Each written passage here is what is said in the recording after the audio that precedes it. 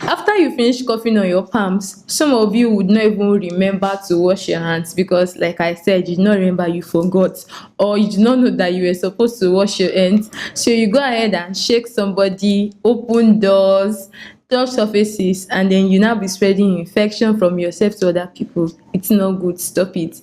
If you must cough on your palms, then you should try to wash your hands immediately. Otherwise, cough on your sleeves like this and not on your palms. All right?